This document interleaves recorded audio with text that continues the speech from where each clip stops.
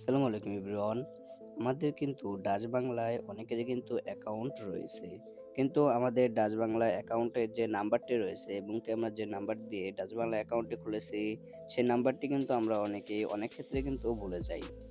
সেই ক্ষেত্রে কিন্তু আমাদের প্রয়োজন হয় যে ডাচ বাংলা ব্যাংক আমরা কোন নাম্বার দিয়ে খুলেছি এটি কিন্তু আজকে আপনাদেরকে আমি দেখিয়ে দেব। আপনারা কিন্তু ইজিলি ভাবেই আপনাদের হাতে থাকা মোবাইল ফোনটি দিয়ে আপনারা কোন নাম্বার দিয়ে আপনাদের ডাচ বাংলা অ্যাকাউন্ট খোলা সেটি কিন্তু আপনারা বের করে নিতে পারবেন।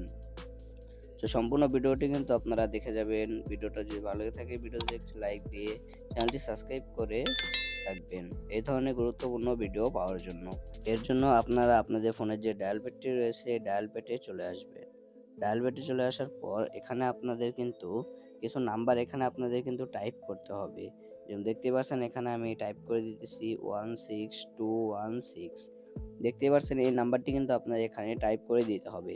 নাম্বারটি আমি আপনাদেরকে আবারও বলতেছি 16216।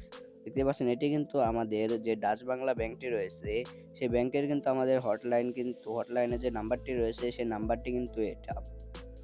আপনারা সিম্পলি এই নাম্বারে কল করে দিবেন। এই নাম্বারে কল করে দেওয়ার পর এরপরে কিন্তু আপনাদেরকে ওখানে কিছু সংখ্যা কিন্তু এখানে উঠবে এবং কি আপনাদের বলবে আপনাদের ম্যানেজারের সাথে কথা বলার জন্য। যখন আপনাদের বলবে ম্যানেজারের সাথে কথা বলার জন্য আপনারা এখানে সংখ্যা চাপতে বলবে, যত সংখ্যা চাপতে বলবে ম্যানেজারের সাথে কথা বলার জন্য আপনারা তত সংখ্যা ওখানে আপনারা চেপে দিবেন। চেপে দেওয়ার পর আমাদের ডাচ বাংলা ব্যাংকের যে ম্যানেজার রয়েছে সেই ম্যানেজারের কাছে কিন্তু আপনাদের যে কলটি রয়েছে সেই কলটি কিন্তু ওখানে চলে যাবে। চলে যাওয়ার পর এরপরে আপনারা সেই ডাচ বাংলা ব্যাংকের যে ম্যানেজারটি রয়েছে তাকে আপনারা আপনাদের যে ডাচ বাংলা ব্যাংকের নাম্বারটি রয়েছে সেই নাম্বারের বিষয়ে আপনারা বলবেন যে নাম্বারটি আপনারা ভুলে গেছেন। এই ক্ষেত্রে কিন্তু আপনাদের কিছু ডকুমেন্ট কিন্তু এখানে নিতে পারে।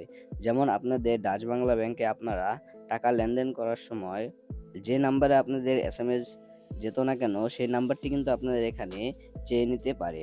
অবশ্যই কিন্তু আপনারা সেই নাম্বারটা ওখানে দিয়ে দিবেন। এই ক্ষেত্রেও আপনাদের আরও কিন্তু কিছু ডকুমেন্টস এখানে আপনাদের চেয়ে নিতে পারে। যে ধরনের ডকুমেন্টস আপনাদের এখানে চেয়ে নেবে না কেন সেই ধরনের ডকুমেন্টগুলো কিন্তু আপনাদের এখানে ম্যানেজারকেই দিয়ে দিতে হবে।